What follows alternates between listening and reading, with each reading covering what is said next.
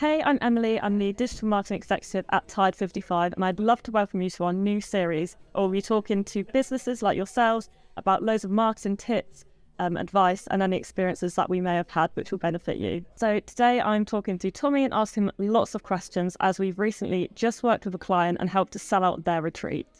So myself personally, I've never actually worked on marketing a retreat, so I'm really interested to hear what Tommy has to say about how he's successfully done this. I'd really love to find out kind of what's the challenges, what's the key successes, and I'm excited to kind of explore this and ask loads of questions.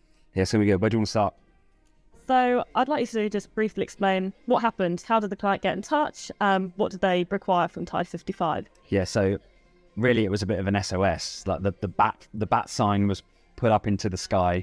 They had 2 weeks to go. 2 weeks until the retreat. Please bear in mind as well, they have other dates. Their future dates lined up, that the one that they were struggling to fill was literally 2 weeks away. And there was an initial conversation for a referral from another client. These guys might be able to help, speak to Tommy, because I myself have had a lot of experience in selling out events from scratch. So they called, I spoke to them, I had a little look at what sort of assets they had that we could use. And I was able to confidently say, yeah, we can give it a good go. We agreed terms, and then after that it was a case of going in and doing whatever needed to be done to make it work. And looking back on it now, it did work. We did sell it out, which is really cool. And I'm interested in what you want to know about it and how that might help the guys watching this now. That's a great explanation. So what I'd firstly love to know is, what marketing tools did you use to support this client? The main marketing tools used were email marketing, a Facebook group that we were able to post in. It had a lot of people in it, and a landing page. And really that's it. And I probably said that in the reverse order. Everything pointed to the landing page. The landing page was offering a free place. The interest that we managed to achieve over, I think, a 3 or 4 day window was to take their email subscriber list from like 25 to 1,300. So we then effectively had 1,300 people that were interested in attending this specific date. So what that did is it allowed us to remove the barrier of, can you make it? Because you made it very clear that if you enter this competition for a free place, you have to be able to make it. So now what we have is we have 1,300 people saying, well, I can come. The only difference being I want to come for free, right? So it's just up to us to market in our language and in our strategy using email marketing to announce a winner and then try and bring people in and actually pay. It wasn't easy. The minimum entry to this retreat is £400. So it's not like going to buy a ticket to a networking event for 25 quid. This is a big, serious commitment. People have to drive there. They have to make sure they can make it. It's a swimming-based retreat as well. So the activity is very key. There's things that come with that as well, like concerns people might have about their ability level, their confidence levels, who's going to be there. Mm-hmm. So we had to overcome all these barriers through the email marketing. It was mostly email that worked. So is email a channel that you've previously used for like events? Is it like, you say, your go-to channel? Does it work the best out of all of them? Yeah. Personally, I think if you're not using email to fill a retreat or sell tickets to an event, then you're missing the most powerful tool you have. And I think a lot of people make the mistake that they put something out on social media. They then feel a sense of accomplishment because they've like built it up in their own head for so long that they're doing this event.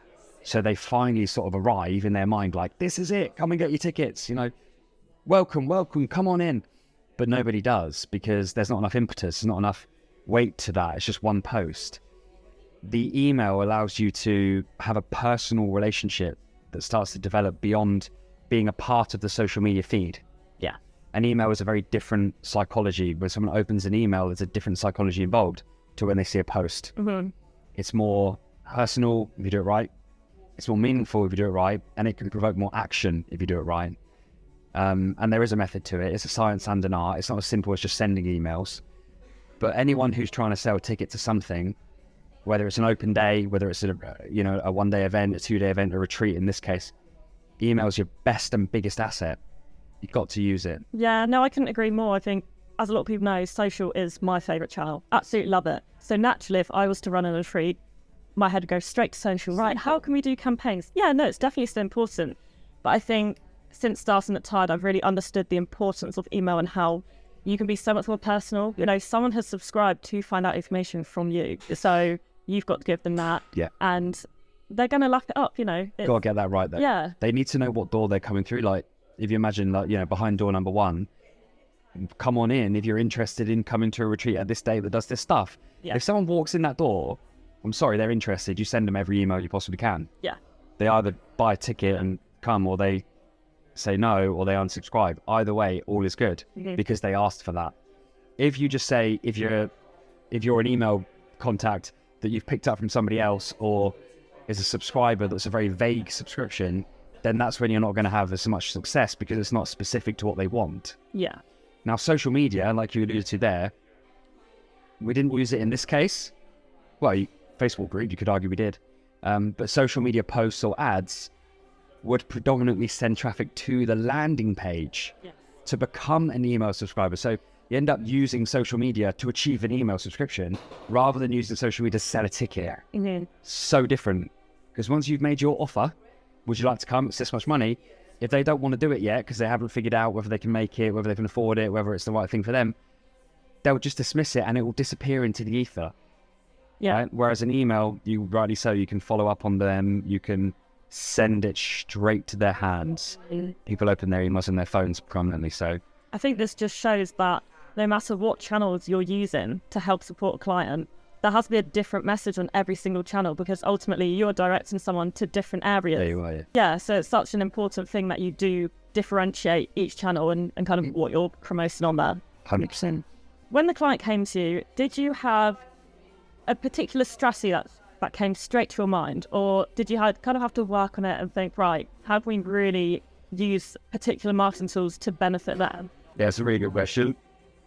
Straight away, my mind just went to, I did what I know works from experience. As marketers, the temptation is always there to reinvent the wheel, always. You almost feel like you should be a creative mastermind and come up with this new amazing formula or thing that's like a unicorn. That's like, wow. The wow is always in the result.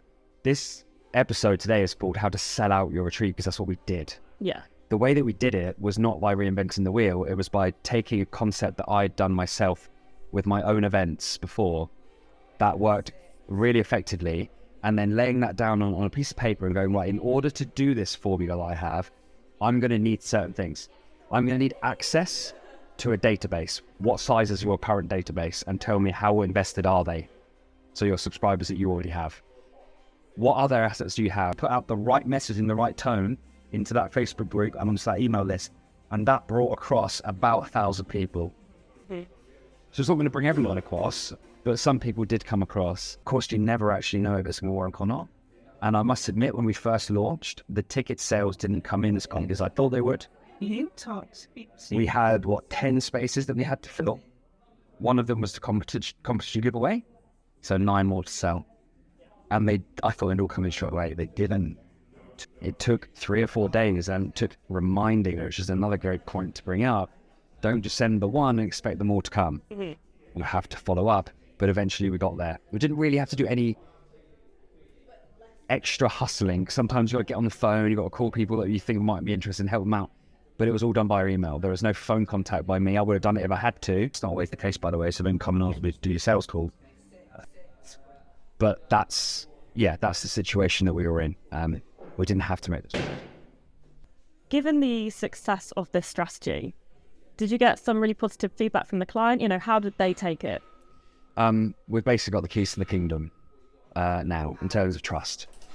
So we're doing ongoing marketing for this client. We're also taking on another project that they're involved with as well, as you well know.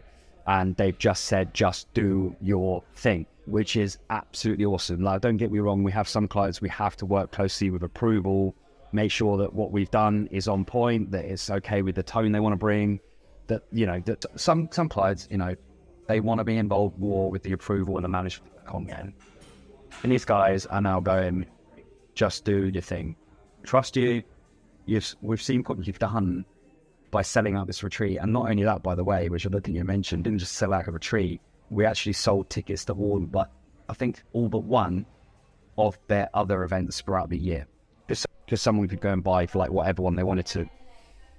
So they've just said, do whatever you want to make it work. Yeah. And that's great because that makes things quicker, speeds everything up. Mm-hmm. You can be sat here today and go, do you know what would be great for that client? Let's do that now. Yeah. Whereas if we have this deep approval process, you might have this opportunity that opens up that you couldn't have accounted for. Something could happen in the news that's relevant or something. And you're like, well, we can't do anything because we'd have to go and get approval. We can't guarantee they're going to have the time to approve it. We can't do that. Yeah. So it just speeds everything up, makes everything much more on us, which does then have this effect where you're 100% accountable. So if you mess something up or it's wrong, it's totally on you. Mm-hmm.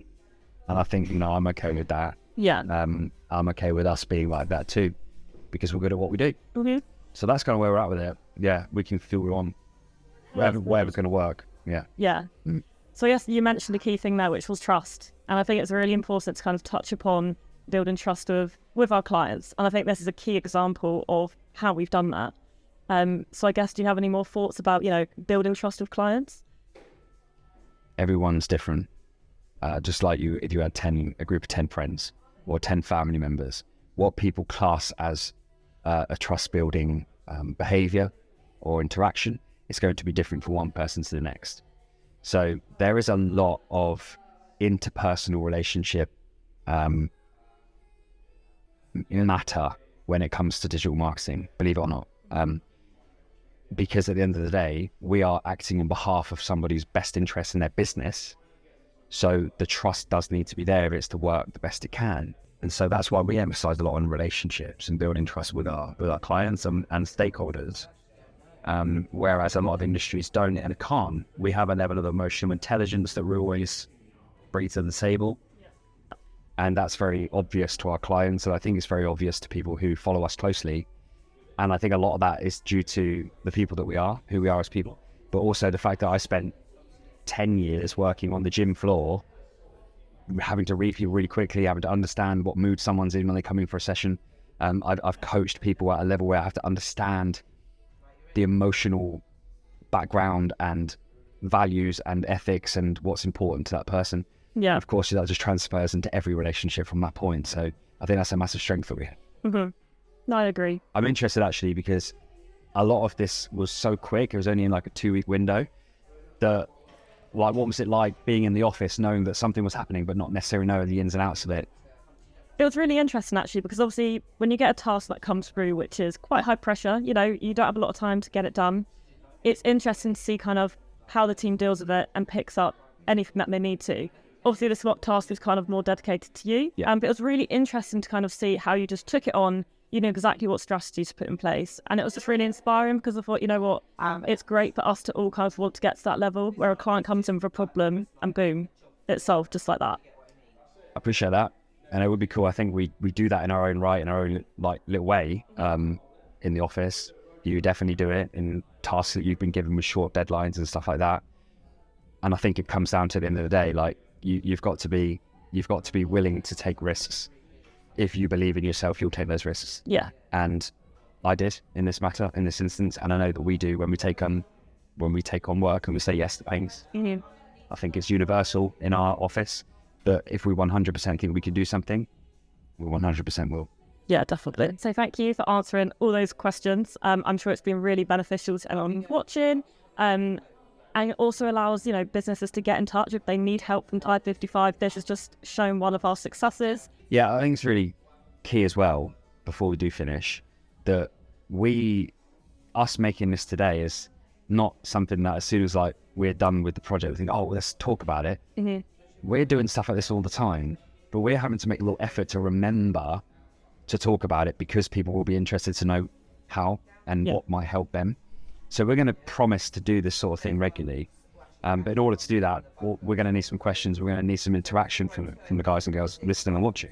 So how can they get in touch with us? What is the best way for them to ask us questions? So you can get in touch on our social media. We're very responsive on there. Instagram, LinkedIn, Facebook. Drop us a DM and we will save it for our videos. Perfect. Cool.